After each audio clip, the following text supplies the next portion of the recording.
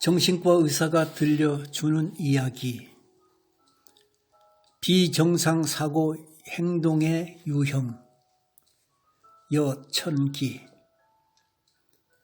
아시다시피 필자가 몸 담아온 정신과라는 직업은 비정상 혹은 비효율적 사고와 행동을 다루는 것이다. 당연히 첫 번째 부딪혀야 하는 의문은 무엇이 정상인가 하는 것이다. 그 의문에 대답을 가지지 못하고 50년이 지난 지금까지 공부하고 일해왔다. 얼마나 더 일하고 살지 모르지만 바라는 답을 못 얻을 것이다. 이 대답을 위해 생각을 많이 해보았지만 비정상이 아닌 것이 정상이다 하는 정도로 넘어본 적이 없다. 아주 딱한 순환 논리거나 의미 없는 동의어 반복이 되어버린다. 일반 신체 질환에서도 정상의 범위를 자로 잰 것처럼 정의하기는 힘드나 심리정신과 분야에서는 큰 쟁점이 된다. 특히 질환이 심할수록 자신이 아프다는 인식, 즉 병식이 없는 경우가 많다. 정상이 무엇인지 모르고 비정상, 즉 정상이 아닌 것을 말하는 것이 논리에 맞지 않지만 대답이 없는 그 질문은 우선 비켜두고 몇 가지 비정상적인 사고에 대해 생각해 보려 한다. 첫째, 우울적 사고이다. 내 자신이 나쁘고 가치 없고 무능력하고 비난받아야 싸고 형편없다는 심리적 자세이다. 심리적 문제 질환 중 이것이 가장 흔하고 괴로운 상태이다. 심해서 자살에 이르기도 하고 일상생활이나 사회 전체의 생산성에 가장 큰 걸림돌이 된다. 이런 점에서 심혈관 질환과 쌍벽을 이룬다. 우리말로는 둘 다 마음의 병이다. 요즘 연구를 많이 할수록 우울한 마음과 심장질환의 관계가 밀접해지는 것도 한번 다시 생각해 보아야 할 일이다. 아니 그래도 살기 쉽지 않은 인생에 왜 우리는 이 우울의 짐을 자신에게 지어주나 생각해 본다. 인간에게는 20년 가까이 되는 긴 성장 기간이 필요하다. 이 기간 동안 인간은 다른 사람, 즉 가족의 도움이 절대적으로 필요하다. 인간의 뇌, 특히 전두엽의 뇌는 타인과 함께 협력하여 쓰이게 만들어져 있다. 혼자는 어떻게 할 수 없는 것이 인간이어서 남에게 의존한다. 그러는 중에 인간은 도움을 많이 받지만 심리적 상처도 많이 받는다. 같은 이유 때문에 남, 특히 부모 등 가까운 가족의 돌보아줌, 사랑, 존중, 애호에 집착하는 버릇이 생기게 되어 그것이 우리를 끝까지 따라다닌다. 여기서 상대로부터의 유기 거부나 폄하는 쉽게 아물지 않는 상처가 된다. 이런 수없는 상처들이 쌓여 우울이 된다고 할 수 있다. 이런 상처에 대한 우려나 두려움도 여기 일조를 한다. 의존의 욕구를 충족해 주지 못하는 상대에게 인간은 노여움이나 증오를 가질 수 있다. 이것이 우울이 된다고 한다. 우울의 반대편에 서 있는 것이 있다. 편집적인 사고 감정이다. 나 아닌 다른 사람들 그리고 사회와 세상은 나쁘고 가치 없고 잘못되었고 지탄을 받아야 한다는 생각이다. 그들이 자신을 배척하며 올바르게 평가하지 않고 적대적이라는 생각이다. 여기서는 자신은 괜찮고 남이 틀려도 한참 잘못되었다는 관점이다. 내가 잘못이고 나쁘다는 우울 상태와는 반대이며 이것도 인간의 장시간에 걸친 의존의 필요 때문에 불가피하게 생기는 상처의 축적에 대한 반응이다. 이 경우는 자신은 심리적 고통을 덜 받거나 받지 않고 남이나 주위, 이웃 혹은 사회를 괴롭힐 수 있다. 자신의 심리에 대한 불안과 상처를 남기는 사건이 있거나 두려움과 공포가 있을 때 그것을 내 탓으로 돌리면 우울적 사고의 위험이 있고, 그 모든 것을 남의 탓으로 돌리면 편집적 사고가 된다. 둘 다 바람직하지 않은 반응이다. 먼저 아무 탓도 아니라는 자세에서 시작하여 따질 것은 따지고 바로잡고 고칠 수 있는 것은 고치자는 것이 옳은 자세다. 내 탓이로소이다의 자세는 위의 것들을 잘 생각한 후에 가능하면 상대를 비난하지 않고 해결하고 살아가려는 성숙한 자세일 수 있다. 상대를 깎아내리고 모든 책임을 지우는 마음 상태에서는 어떤 종류의 해결이나 긍정적인 변화를 기대할 수 없기 때문이다. 아이들의 심리적인 성장 과정에 우울적 자세의 시기가 있고 또 편집적 자세의 시기도 있다 한다. 물론 바람직한 자세는 탓을 꼭 나에게서나 남에게서 찾지 않는 것이다. 생후 6개월쯤 되면 어머니란 존재의 중요성을 알게 되고, 또한 어머니가 항상 자신의 옆에만 있어 모든 욕구를 순간마다 충족시킬 수 없는 것도 알지만 그 사실을 그대로 받아들이기는 참 쉽지가 않다. 실망과 분노도 따르지만 마음속에 내가 모자라고 나쁜 것인가, 혹은 어머니가 되먹지 않아서 그런가 하는 생각이 싹 든다 한다. 조금만 생각하면 어머니가 전능이 아닌 것은 이해가 힘들지 않지만 누가 나쁜가 하는 의문은 우리 마음속에 남는다. 회사에서 언짢은 일이 있을 때 이웃과 문제가 있든지 부부싸움 등에 들어가면 옛날 어릴 적에 이 의문이 우리를 자꾸 쉽게 놓아주지 않는다.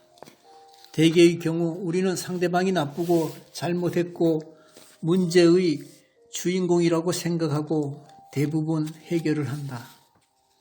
이렇게 하여 우울 상태를 피하지만 상대방의 문제를 넘기는 만큼 그 해결을 힘들게 할 수도 있다는 것도 알아야 한다. 특히 상대가 나와 싸울수록 조심해야 하는 것은 자명하다. 우울 상태가 심하게 계속되면 뇌 속에 변화가 생기고 뇌신경세포가 약해지며 신경 연접부의 기능이 이상이 오는 것이 병으로서의 우울증이고 약물을 포함한 전문적인 치료가 필요하게 된다. 심한 우울에 빠지는 이유는 분명치 않으나 유전적 요소가 있고 가족력이 있으며 심하고 반복적 관계적 정신적 상실 외상 등이 거기 첨가된다.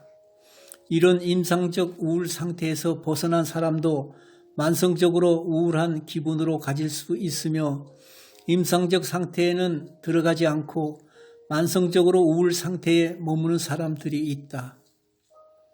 자신감, 의욕, 성취감을 가지지 못하며 항상 부족하다고 느끼는 사람들이다.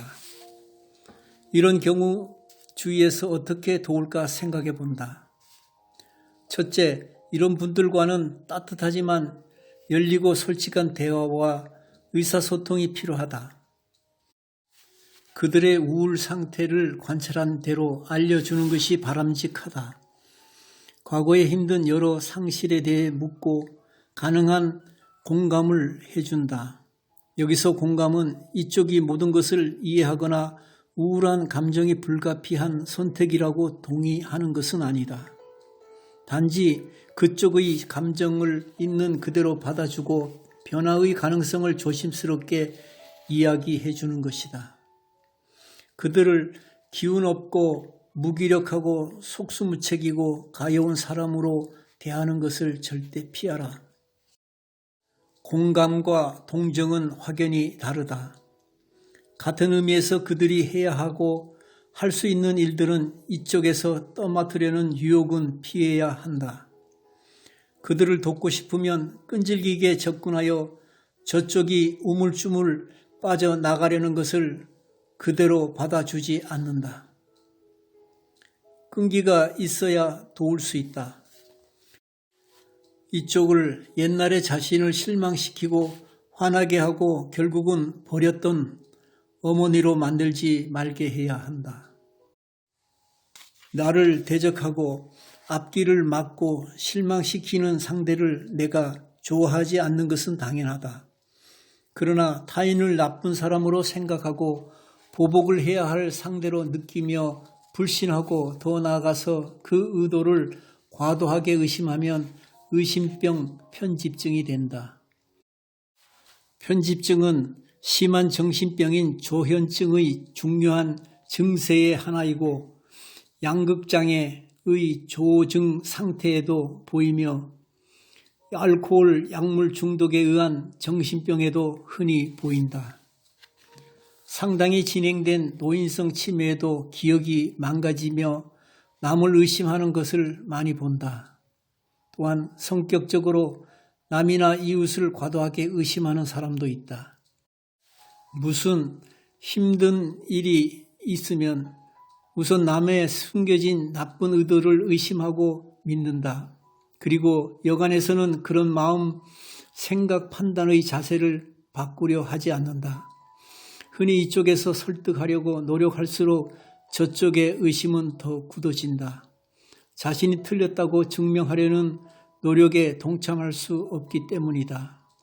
어떤 고난이 있더라도 자신은 옳아야 하기 때문이다. 주위에 이런 사람이 있으면 쉽지가 않다. 외부에서는 괜찮은 사람이 부부싸움에 들어가서 상대의 잘못된 생각이나 행동을 바꾸려고 한다면 흔히 같은 일이 벌어진다. 잘못을 절대로 인정하고 싶지 않는 것이 배우자 대부분의 자세이다. 세상 끝날 때까지 한번 싸워보려는 마음 자세가 잠깐 혹은 상당 기간이 있게 된다. 이런 편집의 마음 자세에 들어가면 자신이 흡사 세계의 중심이 된다. 세상이 자신을 밀어내고 깎아내리려 한다는 생각이 들 때도 있다. 조현병으로 편집성 망상이 있는 젊은이가 나에게 미국 수사기관이 자기를 24시간 밀착 감시한다고 말한다. 내가 의사로서 말한다. 한 사람을 2인 3교대로 감시하려면 그 비용이 얼마냐? 당신이 어떻게 그렇게 소중하냐고. 물론 내 말이 안 먹힌다. 우리 일상생활의 편집적 생각은 이렇게 터무니없지는 않다. 그렇지만 그 자기중심적 자세와 비논리성은 그것의 연원이 먼 옛날 어릴 적 돌이 채 되기 전의 사고 상태로 돌아간 것을 암시한다. 의심하거나 자기가 옳다고 우기는 사람에게 어떻게 접근할까 생각해 본다. 첫째, 그들의 말이나 생각 또는 그들의 인격을 비하, 조롱하거나 비판하는 말과 행동은 가능한 한 피한다. 이것은 우리의 상대가 누구이든지 적용되지만 편집적 성향의 상대에게는 더 중요하다. 그들의 경계심을 높게 하고 싸우고 무조건 이기려는 태도를 불러온다. 이쪽이 적이 되는 것이다. 그들의 잘못된 생각, 판단, 특히 망상에 대해 그렇다고 동의해서도 안 되고 그것들을 직접 도전해서도 안 된다. 쉽게 동의하면 의심을 불러오고 도전하면 저쪽에 싸울 명분과 이유를 주는 것이다. 내가 동의하기 힘든 저쪽의 생각이나 망상도 이쪽에서 이해하려고 노력할 수 있다. 많은 경우 일부나마 저쪽 생각이 옳은 경우도 있기 때문이다. 서로 그럭저럭 잘 지내는 부부 사이에서 서로의 생각이 얼마나 다를 수 있느냐를 생각하면 이해가 쉬울 것이다.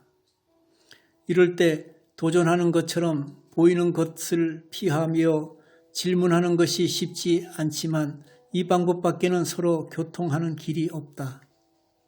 나와 반대의 생각을 가진 남에게 진심으로 성실하게 질문하는 것이 얼마나 힘든 것인지 여러분은 아실 것이다. 이것을 잘하면 성숙한 인간이다. 편집적인 성향이 심한 사람들은 자신의 언어 행동으로 인해 사회적인 불이익을 당한다. 즉, 광범위한 관계, 단절, 고립, 지위 저하 혹은 경제적 손실까지 겪게 되면 이쪽의 말에 귀를 기울일 찬스가 생길 수 있다. 그때까지 관계를 놓지 않고 친구의 태도를 유지할 때 진정한 도움이 된다. 히스테리성 성격을 생각해 본다. 그 정도가 심하면 히스테리성 성격 장애로서 정신질환으로 분류된다. 그러나 성격 장애에는 정상 이상의 구분이 정말 힘들다. 까딱 잘못하면 자신과 다르다고 생각되는 남을 비판, 비하하는 딱지로 쓰일 수 있다. 그것을 감안하면 히스테리성 감정 행동이 어떤 것인지 그 대처에는 어떤 자세로 임해야 하는지 알아보려 한다. 이 성격의 중심적 요소는 지나친 정서성과 관심을 끄는 행동이다. 이런 사람들은 활기차고 열정적, 개방적이며 행동이 극적일 수 있다. 행동이 지속적으로 사람들의 관심을 끌고 유지하는 것에 목적이 있어 모임에서 중요하거나 시사성 있거나 소위 화끈한 토픽을 선점하고 내어놓지 않으려 노력한다. 관심을 끌고 유지하기 위해 이야기나 장면을 지어내기도 하고 아첨하는 언어나 선물 등도 소도구로 쓸 수 있다. 감정을 과장되게 지나치게 공공연히 표현하여 옆에 사람을 당황하게 할 수 있다. 생각이나 표현이 깊이가 없고 피상적으로 보이며 남에게 진정한 친밀감을 주는 것이 힘들다. 이런 모든 행동들이 이웃에게 불안감, 불쾌감을 주고 과도하면 사회생활에 지장을 줄 수 있으나 본인이 괴로움을 받고 치료를 구하지 않는 한 치료 대상이 되지 않는다. 반사회적, 경계성, 자기애성 등 다른 인격 장애에서도 히스테리성 성격의 특징이 흔히 보인다. 반사회적, 경계성, 자기애성 등 다른 인격 장애에서도 히스테리성 성격의 특징이 흔히 보인다. 히스테리성 성격은 일명 연극적 성격이라고도 한다. 무대 위에서 대중 앞에 공연하는 배우처럼 보이기 때문이다. 이런 성격의 분들을 이해하고 친구로 지내고 도움이 되려 하면 어떻게 해야 하는가? 한마디로 말해서 그 사람의 외부의 말과 행동에 주의를 뺏기지 말고 그 내면을 느끼고 알아보려는 노력이 필요하다. 그 내부에는 고립되고 외롭고 불안하고 슬픈 아이가 도사리고 있다고 생각한다. 관심이나 사랑을 필요한 만큼 못 받고 자랐다 할 수 있다. 즉 어릴 때의 여러 가지 결핍과 그에 따른 상처의 결과로 볼 수 있고 이런 상처를 나름대로 극복하고 씩씩하게 살려고 노력한 결과로도 볼 수 있다. 어릴 때의 고통은 시간이 지난다고 그대로 사라지는 것이 아니다. 이런 성격의 사람은 성인이 된 후에도 자신의 행동에 대한 주위의 반발 때문에 새 상처를 입는다. 자신에 대한 회의와 흔들리는 자신감은 히스테리적 행동으로 해결되지 않는다. 이런 성격의 사람들에 대한 도움은 돈이나 지위나 약으로부터 올 수는 없다. 따뜻한 피가 흐르는 인간으로부터 온다. 자신을 이해하려고 노력하는 친구가 필요하다. 그런 친구는 자신의 결점이나 문제 행동만 보지 않는다. 필요하면 내면의 아이를 다독거리려는 의지를 행동으로 보여주려 한다. 서로가 충분히 가까워지면 문제의 행동을 지적하고 다른 방식의 행동을 시사할 수 있다. 우리 누구나 친구가 필요한 것처럼 이분들의 친구는 꼭 필요하다. 이 히스테리성 성격의 사람이 다른 사람들과 진실한 교제를 유지하는 한 변화는 오게 마련이라고 생각한다. 위, 우울적, 편집적, 그리고 히스테리성 성격에 대해 간단히 다루었다. 자기 자신의 마음이 어떠한 경로로 지금의 나의 생각, 행동이 되었는지 우리는 확실하게 이해한다고 말 못한다. 하물며 남의 마음일까? 그러나 아주 깜깜한 밤길을 걷는 것과 비교하면 조그맣고 희미하지만 등불이 있으면 길이 보이고 걷기가 훨씬 쉽다.